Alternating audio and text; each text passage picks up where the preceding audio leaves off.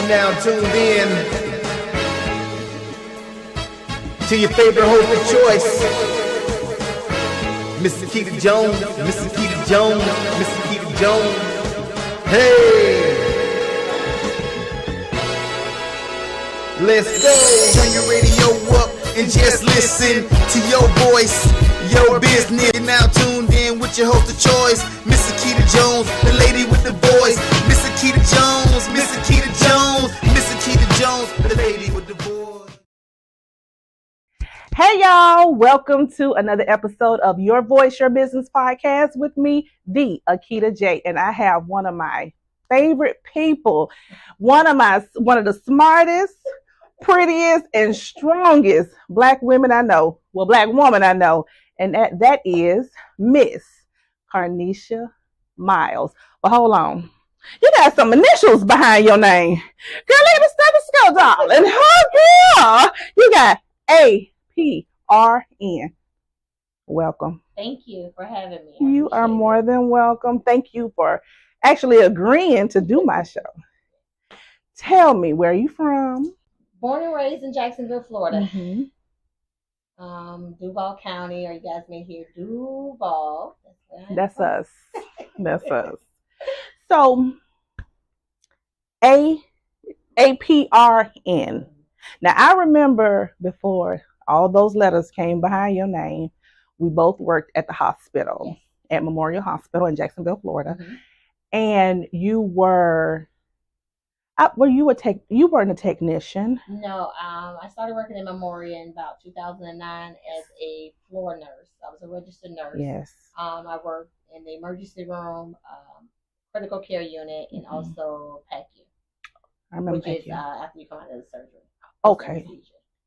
Okay. So, do you remember when I was getting ready to have a surgery one time before, and I saw you and I was like, please don't let me die. Because your spirit, I trusted you. And I will always trust you because you love what you do. And I can tell, I've seen how you take care of, your patients and everything. So what inspired you to even want to go and be a nurse and go as far as you have gone? To be honest with you, when I was growing up, I never wanted to be a nurse. But I never seen this for me. I'm a true believer in God, and my life is purpose-driven. So that's how I ended up where I'm at. I used to want to be a lawyer. And then when I got out of school, I was trying to pick a career that was easy. So I was like, you know what? I'll be a teacher. My 12th grade year came. I had great grades, but poor planning. And so I ended up going to the military. Because they came to me and it was like, hey, come take this test. So I did the ASVAB trying to get out of the class and scored good. And so the harassment from the recruiters came, and I didn't do any college applications or financial aid. And so it was like, okay, I got to do something. And so I enlisted in the Army. Wow. When you take the ASVAB, they give you a list of careers or a list of jobs you can do. And I was like, okay, I'll be medical. Wow. And if I like it, then I guess I'll do it. Right. Needless to say, I did not like medical. But when I came home, my lieutenant major, was working at Shands too. Oh, wow. And she was like, come get a job here. And so I started working at Shands in the emergency room as a medical technician, EMT. And that's when the love came. Oh, wow. And so from there, I was seeing how nursing was a community. Everybody was working together to take care of patients. I seen them go through codes. I seen them pretty much put their life on the line trying to take care of someone else. Wow. And that inspired me a lot. And so I went back to school for nursing. Oh, my Lord. And you love it. I say now, I couldn't imagine me doing anything else. Wow. So saving lives was never a part of the plan. No. And you say you want to be a lawyer. Yes. That is so funny. My whole life, I was going to be a lawyer. You don't even talk. At all. But I believe you'll win an argument. I believe you'll win. I've think I can be outspoken at times, and because of my size, I've always been very small, petite. I felt like I had to have a loud voice to stand up for myself. So I can be outspoken.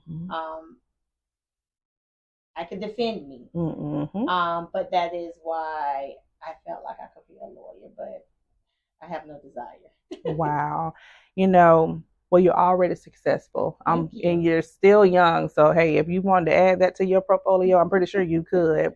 So, what are the challenges and the obstacles you've had to face while on the road to becoming a doctor? Doctorate, so I can go by Dr. Miles. I have a DNP in nursing practice. Right. So I can go, I thought so. Miles. I'm going to just call her Doctor. Doctor. So I think personally, life has some challenges, but I think because this was so purpose driven, it wasn't as hard. Some of the challenges I did face is trying to take care of my mother while I was trying to pursue my ARNP. My mom died probably 2 months before I completed it. I'm sorry. And so that was one of the challenges. But she wrote on Facebook, she made this post, and she said, everybody be on the lookout for my daughter. She's going to school to be what the doctors can do, and she was so proud. So I kind of screenshot that and I look at it as motivation. But that was one of the, like, if I had to go through anything that was challenging and probably could have stopped me, it would have been that. But because I know that she believed in me, my life has been, since her passing, to make her proud. Wow. So I do everything. I live life based on, like, making my girl proud. Wow. And she foreseen all this stuff. She was like, oh, you're going to have your own office. People going to be able to come in and see you. And she put on there, y'all come see my baby. And I just sit back and was like, girl, you seen it before I did. Wow. That was one of the challenges. That was probably the biggest challenge. Other than that, it was destined. So it was going to happen. Wow. So tell me about your circle. Did you have people pushing you have you ever gotten to the point where you felt like you just couldn't do this no more? Because being a doctor, I'm sorry, just regular math class. That's hard. I know, how did you? I have a small circle and very close friends. My mom was my biggest motivator. And I remember I was working in a hospital and I used to work night shift. And I went in the patient room and patient intubated and sedated. So they don't know what's going on. But I'm in there crying on the phone with my mama telling her, Mom, I'm tired. I'm just so tired. And she said, oh, well, just come on home. I said, Mama, come home? She said, yeah, come on. What you want me to cook for you? I'll take care of you, Squirmy, because that Squirmy is my nickname. I'm sorry. And she said, I'll take care of you, Squirmy. Come on home. And I said, Mama, I can't just leave my job. That's going to be abandonment. I'm taking care of these people patients. I'm taking care of my patients. And she said, well, then that's what you're supposed to be doing. I said, okay. Dried them tears up. Ooh. That right to work. But outside of my mother, I have my sister and I have close friends, and they all are encouraging. They all, hold you accountable. Like I wouldn't be able to go through this life without them. Wow. They are very loyal as I am to them. I can depend on them even if it's just for a prayer. Like wow. They're spiritual sisters. So, you need that in your life. You need honest, good people. You need people that's going to hold you accountable. You don't need a whole bunch of just yes people. That's right. You need business people. You need people that's going to motivate and inspire you to be better. One of my friends now, one of the reasons why I'm doing this or always trying to do something better in my life is because one of my friends, she was like, hey, what you going to do next? I was about to ask the same thing. And I was like, she was like, what you gonna do? And I was like, I need to do. She's like, yeah, find something, a hobby, do something. You need to find something else. And I was like, oh, okay. Well, let me get myself together. And But she was right because she was pushing me to be better and not so stagnant where I was. Wow. Let me tell you about your friends. Now, I know of them, and I know one from way back in the days. I'm going to tell you, I used to be sitting down talking to my friends. I'm like, I want to be like them. I want us, girl, y'all was going everywhere. Y'all were traveling. I look up, let me just scroll social media. Girl, y'all on the plane, you got your little neck thing on. I said, where's she going? I want to go. You know. Listen, we were traveling before social media traveling was a thing. Wow. So we were out. We were always doing something because I knew it was more than here. Wow. Like I like to see other cultures. I like to see how people live. I like to see the healthcare system in other countries. Like that's my thing. And I love it. I have admired you and your friend group for so long. You know, and I was like, you know what? I'm just gonna be real. You know, I know this is a podcast, but y'all see it by now. I'm real straight up. I'm gonna save my money. I'm gonna work me some overtime because I want to go. I want to travel. I want to be like them. And it's always peace, and I love it. So, where do you see? How has the medical field changed since you've been a nurse practitioner? Medical field. How has it changed? I think medicine For the better. I think medicine continues to change daily. How we take care of our patients changed a lot. One thing I have noticed from a different perspective, because now the role has changed for me. I'm not the person receiving the orders, but also giving the orders. But I think the communication between nurses and the providers is a lot better. Far as being able to get in contact with them, being able to get orders and decreasing medical errors because of that. Ultimately, it's improving the patient care.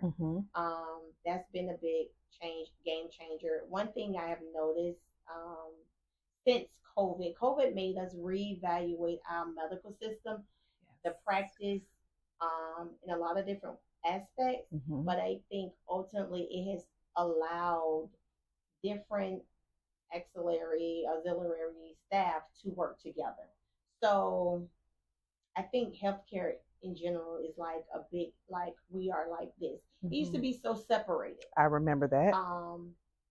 Whether you were a med tech, whether you were a nurse, it didn't matter what you were. It was like you do this, you do this, you do this. But after COVID, it was like, hey, we all do this. Like we all came together to take care of that patient. And I think to me that opened eyes in the healthcare system, and I think the care is better for them. It's still a lot of hiccups. It's still a lot of things that need to be, corrected, but that comes with time. But I think overall the morale and the culture has changed a lot because of COVID. How did you handle COVID? How? I didn't really, and I'm be honest. In the beginning, I was working at another local hospital too, because I always kind of bounced around with multiple PRN jobs. And I worked at St. Vincent when it first started, and I didn't realize how big it was because it hadn't affected us yet. And then when it started affecting us, I really still didn't take it serious, but I was like, I seen people start going down fast. I was like, okay, this is serious. And we didn't have enough PPE. We were scared to even take care of patients because we didn't know what we were going to walk into. And we just knew we didn't want to take it home to our family, because then we started seeing the casualty associated with COVID. And I felt like I knew what I signed up for. Let me put on my PPE and go in here. I even took a traveling job to Texas. Oh, wow. I took a traveling job to Texas, in Loretta, Texas. And frontline. Lord. And that was probably the hardest job I have done. Taking care of patient has never been a problem. It's now that you're taking care of the families. The patient family members were not allowed to come to the hospital and see them. So these patients are sick and alone. Oh my goodness. And so that's impactful. That was the sad part for me. For me to be on the phone with a family member as we code her loved one. She's crying, and I'm trying to do everything we can to bring them back. and I'm just on the phone with her trying to give her, tell him how he is. Right. And I'm just like, oh, he loves you. He's, be strong. Like, that's hard. Yeah. Because I know, to lose a loved one is always not, going to be a sad case, but to lose them and not be up here, not be able to see with them. Yeah.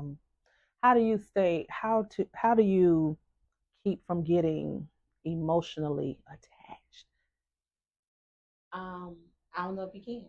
Oh, really? I don't know if you can. It have been plenty of times I have to walk out of the room because I'm crying too. Perimeter. Perimeter aesthetics. Perimeter aesthetics. I love the name. Thank you. Here's the thing. This is not a regular doctor's office. You know where the stirrups at? Cause see, I've known, like, when I go to the doctor, my legs be up in the air, and they got the cold stuff with the duct thing to open up the kitty cat and all that stuff there. But this is a little different. Tell me about this. So my business is called Perimeter Aesthetics, and it's a medical spa. We specialize in dehydration, weight loss. We do Botox and fillers, skin corrective, um, vitamin supplements. I do medical clearances. I have my degree and background is family medicine. So I can work in a hospital. I'm doing internal medicine, or I could be a primary care physician. Wow. So I have that medical background, but I wanted to do something different, kind of vary from that component. I didn't know this is what I wanted to do, honestly. This is driven because I was trying to do research on hair restoration. And I found a treatment called PRP, which is platelet-rich plasma, a treatment option. And I was like, oh, okay, I want to do that. And that's what kind of prompted me to open my business. But in doing so, I was like, well, I can't just do hair. I got to offer something else. Right. So when I went to the training to learn how to do PRP, I was taught Botox, fillers, vampire breast lift, vampire facelift. And that's just using the blood component in those areas. And I enjoyed them. And I was like, well, wait a minute, I like this stuff.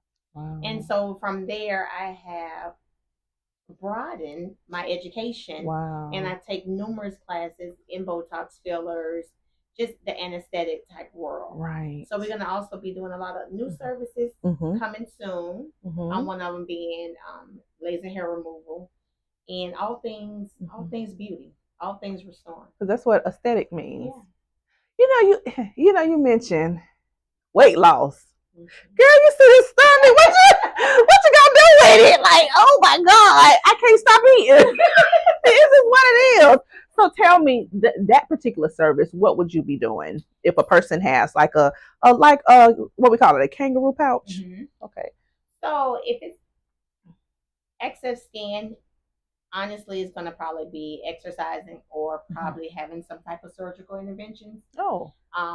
Outpatient? Yes. Oh, so really? You can do like a mini lipo, or yes. You do that here? We got a new service that's going to be coming where we can do procedures here. Okay, so I'm going to be the first one because I need it. Wow. It's very minimal invasive, and you can do that here. Oh my God, that is so. Oh, I don't want to talk too much about it. Understand? It's not out yet. Absolutely. Like, I'm not offering, but it is coming soon. Okay, so where and can I'll let you know? I'm gonna come back from Atlanta. I'm like, you see this stomach? I'm gonna go ahead and eat everything I can because I'm gonna let you just suck it right on now. Period. Point blank. So, where can you be reached? I live in Jacksonville, Florida. I am on social media. Instagram is Perimeter Aesthetics, Facebook Perimeter Aesthetics, and even TikTok as well. Telephone number is 904-316-2190. We also have a website, which is www.perimeteraesthetics.com. Got it. Y'all heard it. Listen at this. Now, I'm from Florida. I'm from Jacksonville, same place with the same age. And I have never heard of a doctor's office, or actually a doctor performing this type of surgery here. Not surgery, services here, like it's evolving. Like you're doing something that I haven't heard of anybody. I'm not knocking anybody. I'm not. I just don't know. Y'all ain't saying that to me. She did. So Let me be honest with you. Like I said, I got into this business because of hair restoration. I didn't do a background on how many African American females are providing service. I didn't even do a background to see how many med spas are in town. I just knew I was told to do this. God told me to do this. And you about to win. There was no reason for me to go and look to compete or try to outshine or outdo anybody else. Hat off to anybody that's doing their thing. But I was in a lane that was for me. Wow. So, people ask me all the time, is there any med spas by you? And I tell them, honestly, I don't know. I'm telling you, I've been here I was there 42 years. What anybody else is doing next wow. Year. I don't know. You if just I don't see them on social media or something, and if someone called me and it's a service that I don't offer, I'll refer them to somebody that I think I do know that offer them, or someone, regardless of what it is. I know another colleague that I know. She does primary care, but she also offers weight loss. And so I send business her way. Like if I can't do it, then I'll send it to them. Wow. I think it's enough. It's enough for all of us. Like we don't have to take or overshadow anyone else. It's enough. But I don't compete. I'm very honest, real. Yep, and you available. are. I definitely agree. Go on the website, book an appointment. I'm gonna be straight up with you. I have the medical background, so I go in depth in my consultations. I do beauty and medicine, so I bring it together. So that's the difference that you're gonna get with me. Wow, so proud of you. Thank you. So, last question: how do you handle negativity in the medical field and outside of the medical field? So, how do you handle that negativity? So, some people can say you can just ignore it, and I promise you, I have tried that before. But I picked up this new thing where you come negative, I come positive. Oh, so you're doing a Michelle Obama? That's what I got to do. Oh, that's what I have to do, because if you meet resistance or if you meet negative with negative, then that's gonna overflow. That's gonna boil over, and next thing you know, y'all fight, or it's something y'all in jail, or it's just it goes different. You know what I'm saying? Like I try to prevent that. I try to control my emotions because I always felt like he who angers you controls you. So I come back with something positive. Even in my business, if somebody, I haven't gotten this yet, you guys, but if it was a bad review, I would reach out to the person and see what I could do to rectify the situation. That's real. What makes it bad? What did I do wrong? What can I do better? I'm very open to constructive criticism because I think that'll make me better. I'm not perfect. I'm going to fall short. I may even mess up, and I don't want to do that, but help me be better. Wow. And so just one thing, like if I'm ever late, I take off.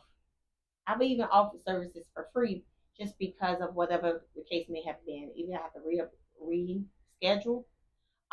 If it's something that I don't do correct. I remember when I first started doing fillers, I did tear trough and it wasn't the best. But I explained to the young lady, hey, this is my first, I'm new, I'm open. She came back and she was like, can you just fix this area? And that weighed so heavy on me because I like to be perfect. And I'm telling you, it weighed on me heavy. Like I kept calling her, like, when you coming back? And when she came back, I fixed it and she was very much satisfied, but I gave her half her money back. Wow. And I told her, if you want something else, you call me and I'm going to take care of you. Because I'm a perfectionist and I don't want nobody to go out and say, oh, I got this done here and it wasn't the right way. So you believe in having a good name in this industry. I do. Don't try to get don't take advantage of her because she ain't about to keep giving y'all half off. No, so in order to prevent me from doing that, I stepped my game up. I continue to educate myself. I continue to take trainings and classes to be better because that's what this is. You want to be the best. You have to put yourself in the situation or the position to do that. I'm gonna let you out on this note. It was something that I wanted to ask you regarding. You offer CPR classes. You offer other classes. Is that tied into your business? Or is that a separate business? So no, that was a business that was created in 2018 Okay. with one of my good friends. We opened up a Two Hearts, and That's it what it was. provided Mhm. CNA training, Okay. and then CPR and ACLS and BLS for like the healthcare Mhm. industry. Okay. I still moonlight that on the side, but that is not like a primary business for us anymore. We Okay. closed down, and we just went two different ways, but Mhm. I still do it occasionally. Okay, but you will teach that service Yes. if someone wants If to. someone needs it, Okay. we will do it. Okay. Yes. Okay. Dr. Carneisha. I'm gonna forever call her doctor. I don't care. I know she's a nurse practitioner, but she got a D behind her name. In the state of Florida, nurse practitioners are autonomous, so they can practice as a physician with minimum supervision. Okay. See, she said a word out. I don't know about what is autonomous. What? Independent. Bless your heart. This is a business show, honey. So I am an autonomous provider. I'm so proud of you. Thank you so much. Thank you. Thank you so much for being on my show. It. As always, thank you so much. I hope you guys enjoyed the show. This has been Your Voice, Your Business podcast, and I'm Akita J. Until next time, remember, someone wants to hear and need to hear your voice. Thank you. Miss Akita Jones, Miss Akita Jones, Miss Akita Jones, the lady with the voice.